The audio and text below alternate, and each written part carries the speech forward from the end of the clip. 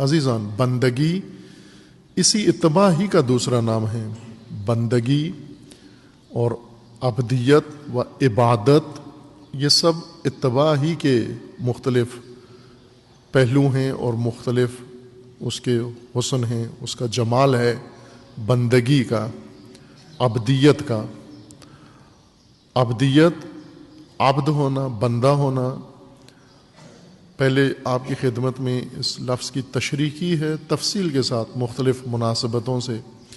پاس الوہیت و عبدیت میں بھی یہ بات گزری ہے، اطاعت کے باب میں جب گفتگو ہوئی وہاں بھی بارہا یہ موضوع تشریح ہوا ہے، اور اس کو مزید تکرار کی ضرورت ہے.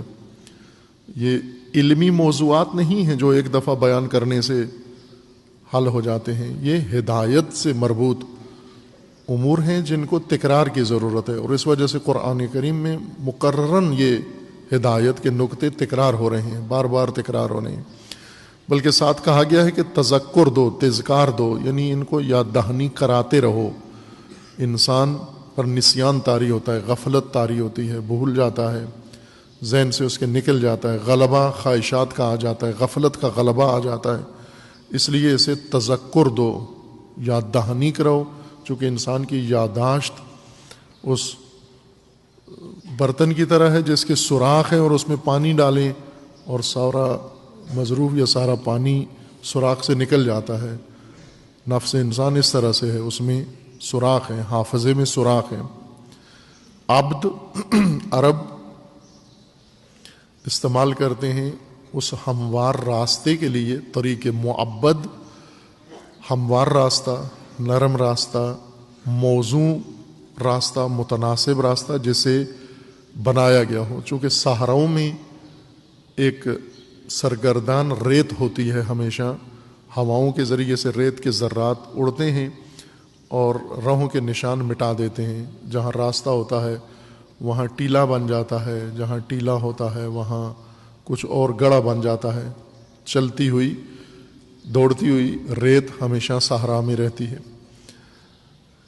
اور عربوں کو دو بڑی مشکلات ہوتی تھیں، ایک پانی کی، چونکہ ریگستان ہے، زمین سے چشمے نہیں نکلتے، آسمان سے بارش نہیں ہوتی، تو پانی ان کی ایک بڑی مشکل ہوتی تھی. اور دوسرا راستہ، چونکہ صحرا چاروں طرف سے ایک جیسا ہوتا ہے. پہاڑی علاقوں میں چونکہ پہاڑیوں کے سائز، پہاڑیوں کے روپ مختلف ہوتے ہیں، تو انسان آسانی سے پہاڑیوں کو جہات کی تشخیص کے لیے علامت کے طور پر قرار دیتا ہے، یا جہاں پر جنگلات ہوں. لیکن جہاں صحرا ہوں اور ایک جیسے صحرا ہوں، جس طرف نگاہ کریں لگتا ہے یہ وہی جہت ہے جہاں پہلے میرا رخ تھا. شمال جنوب ایک جیسے ہیں، مشرق مغرب ایک جیسے ہیں، افق چاروں طرف ایک جیسا ہے، تو وہاں راستے اگر مٹ جائیں، نشانات راہوں کے، بہت دشواری پیش آتی ہے. وہ راہوں کو نمایاں رکھنے کے لیے علامتیں نصب کرتے تھے. ہادی اس علامت کو کہتے ہیں جو دور سے صحرا میں راہوں کے کنارے پہ پتھروں کے چبوترے بنائے جاتے تھے، پتھروں کے ٹاور بنائے جاتے تھے. ابھی بھی ہے، صحرائی علاقوں میں جائیں، دیہاتی ریگستانی صحرائی لوگ پتھر، چھوٹے بڑے پتھر لے کر اوپر نیچے رکھ کر ایک منارہ سا بنا دیتے ہیں کچھ فٹ کا، جو دور سے نظر آتا ہے. کبھی کبھار اس کا رنگ بھی تبدیل کر دیتے ہیں یا اس کے اوپر کو کپڑا باندھ دیتے ہیں جھنڈا نما. اس کو ہادیے کہتے تھے عرب. ہادیے وہ علامت جو دور سے نظر آئے اور اس کو دیکھ کر جہت کی تشخیص ہو سکے. ہدایت اسی لفظ سے نکلا ہے.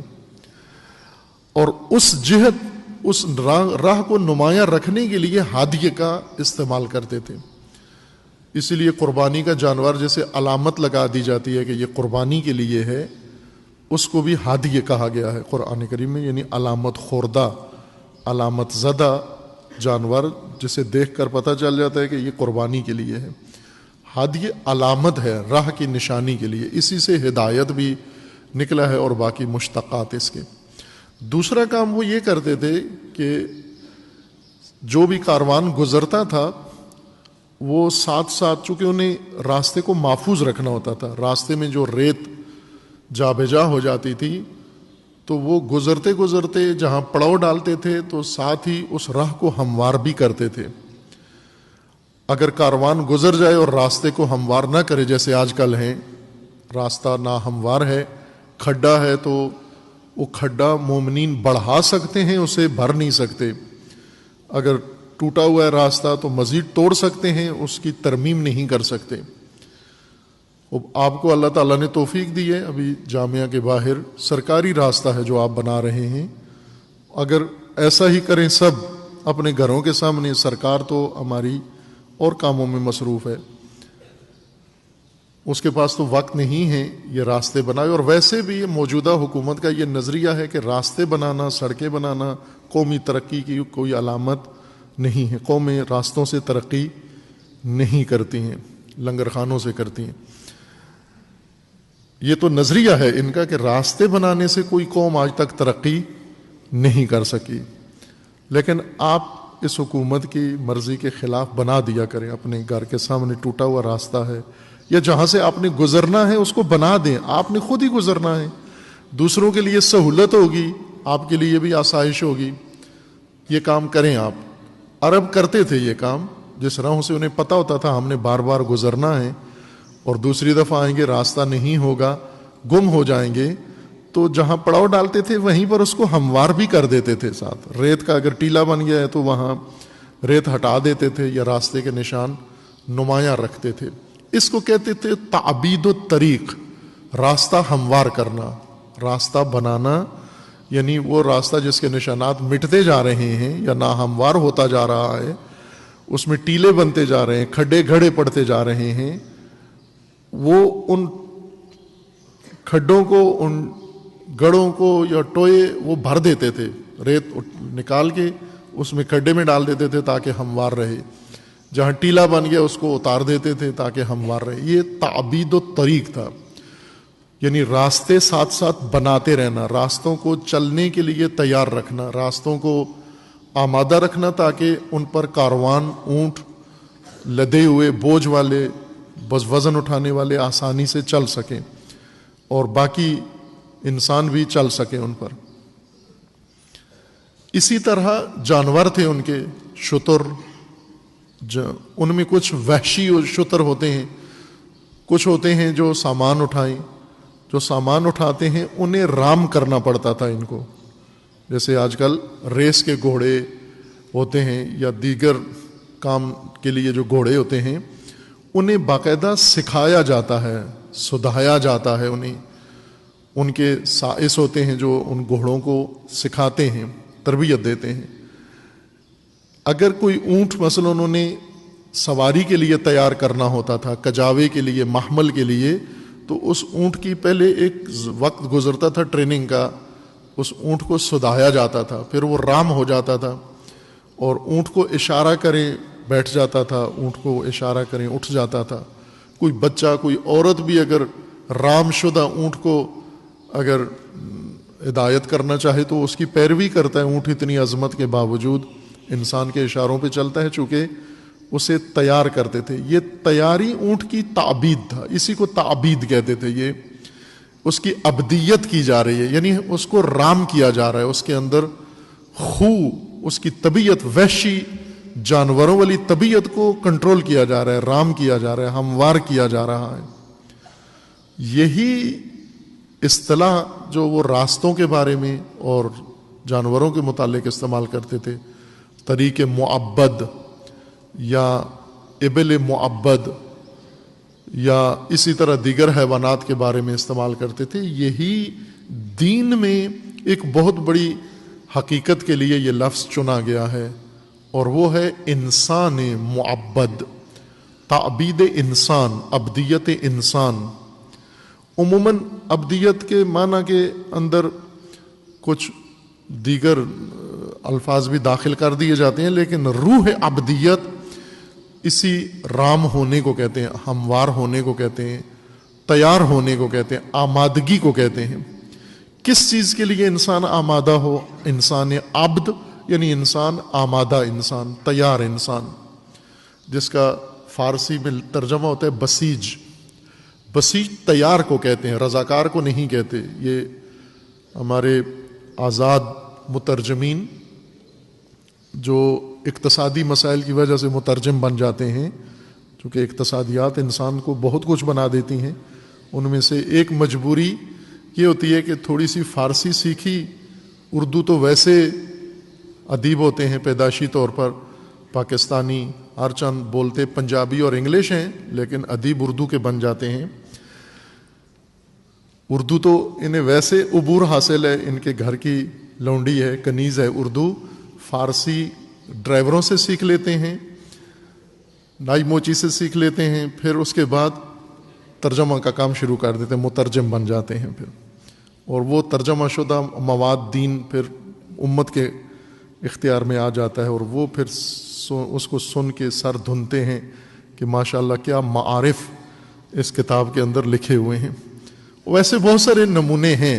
بسیج کا ترجمہ کر دیتے ہیں رضاکار، رضاکار کو نہیں کہتے بسیج، آمادہ کو کہتے ہیں۔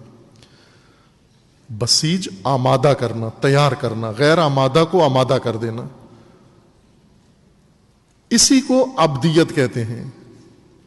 انسان کی طبیعت جب فطرت پر غلبہ پا لیتی ہے، خواہشات، نفس، ہوس اور بیرونی عوامل جب انسان کے اوپر چھا جاتے ہیں، انسان کی طبیعت میں چموشی آ جاتی ہے، سرکشی آ جاتی ہے، نافرمانی آ جاتی ہے، عصیان آ جاتا ہے۔ عصیان، معصیت کہتے ہیں سختی کو، جب کوئی چیز سخت ہو جائے، مڑے نہیں، اس میں لچک نہ ہو، اس کو عصیان کہتے ہیں۔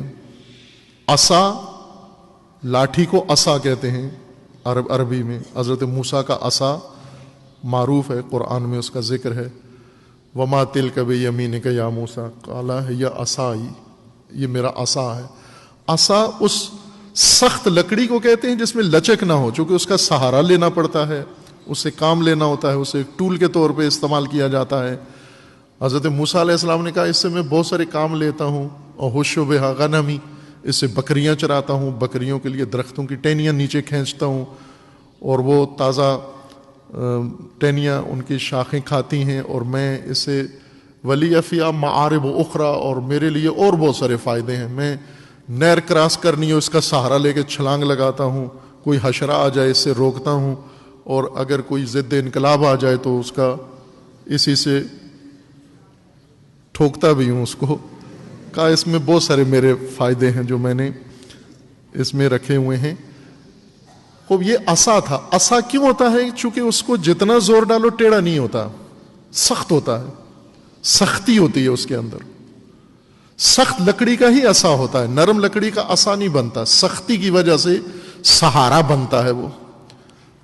اور یہی سختی اگر انسان کے نفس میں پیدا ہو جائے، ذہن میں پیدا ہو جائے، دل میں پیدا ہو جائے، مزاج میں پیدا ہو جائے، کون سی سختی؟ جو تعبید کے مقابلے میں ہے، نرمی کے مقابلے میں۔ مثلا جب فرمان دیا جائے، جو فرمان نہ سنے، وہ سختی، اس حالت کو کہتے ہیں عصا، عصیان، کہ یہ تم نے عصیان کیا، سختی دکھائی ہے۔ یہاں تمہیں عبدیت دکھانا تھی، تعبید، ہموار، نرم ہونا تھا، رام ہونا تھا، ملائم بننا تھا تمہیں، اور تم نے یہاں پر سختی دکھائی ہے، اس لیے یہ عصیان ہے، یہ عصا ہے۔ قرآن کریم میں اللہ تعالیٰ نے جس بندگی کا ذکر کیا ہے کہ انسانوں کو کہ خدا کی عبدیت اختیار کرو، اس عبدیت کی نشانی اتباع ہے۔ عبد اتباع سے پہچانا جاتا ہے کہ یہ عبد ہے، اور عصیان سے کبر، استکباریت انسان کی کشف ہوتی ہے، کہ جب انسان فرمان بجا نہیں لاتا، اتباع نہیں کرتا۔ آج جمعہ ہے، جمعے کے احکامات ہیں، ان کی اگر اتباع نہیں کی، کر دی تو عبد ہو، نہیں کی تو عاصی ہو، معصیت کار ہو۔ یہی سختی ہے، اور ہمیں دشوار گزرتی ہیں اطاعت۔ مثلا یہ نوافل کتنا مشکل لگتا ہے مومنوں کو، نوافل پڑھنا۔ فرائض کیوں پڑھتے ہیں؟ چونکہ ڈنڈوں سے ڈرتے ہیں۔ علماء نے بھی اسی طرح ذکر کیا ہے کہ جو فریضہ ترک کرے گا اس کو ڈنڈے پڑیں گے، اور ڈنڈے سے بچنے کے لیے ہم فریضے قائم کر دیتے ہیں، نوافل نہیں پڑھتے۔